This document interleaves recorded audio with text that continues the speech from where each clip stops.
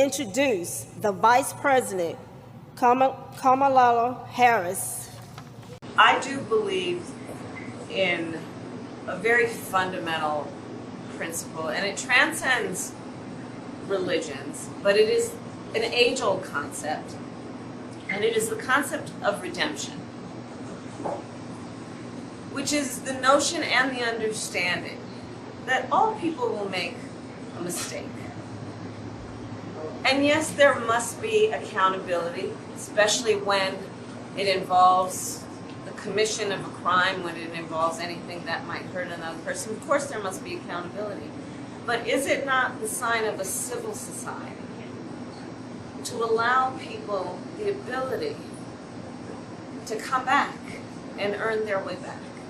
We have created more than 14.5 million new jobs, increased wages for tens of millions of Americans. An ABC News Ipsos poll out this week shows just 31% of Americans approve of how Biden is handling this economy, 56% disapprove, and this is interesting. Just 13% of Americans say they've gotten better financially since the president took office. There's been a big leap. Remember, we talked about this last month of multiple job holders, people who have to work 2 or 3 jobs just to maintain their living standards. The people who know my work are incredibly supportive. Vice President Kamala Harris received the worst rating in the history of that NBC poll. She had a negative net rating of 17 in her first 2 years of office. Because tomorrow, of course, is primary day here in South Carolina. It's on a Saturday this year.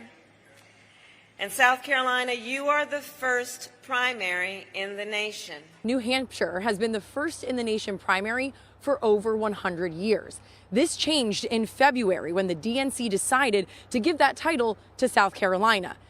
It is in New Hampshire state law that they are to be the first in the nation primary. And with the Granite State unable and unwilling to move, the DNC has told them that their primary won't count, even going so far as to call the election meaningless. We are looking at an election that is coming up that is, without any question, existential in terms of where we go as a country and, by extension, where we go as a world. So as Vice President, I will tell you, I have now met with over 150 world leaders, presidents, prime ministers, chancellors, and kings. In fact, hosted a number of them at my new temporary public housing in Washington, D.C. You have, in Joe Biden, and what we have accomplished as an administration, competence, compassion, skill, and performance.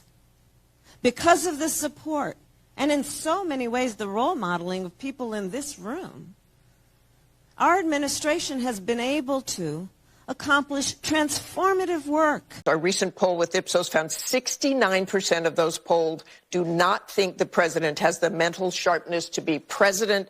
And we take great pride in what we know we can have in terms of impact for each of you, for your constituents directly.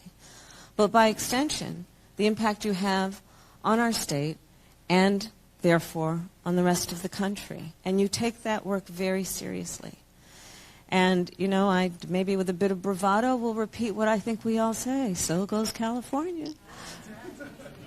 Goes the nation. The bill in question is Assembly Bill 957, which essentially, when a judge is making a determination in the family court system about giving custody to one parent or another, one of the criteria included in the health, safety, and welfare of a child would be a parent's affirmation of a child's chosen identity. We must recognize the profound threat he poses to our freedoms and our democracy.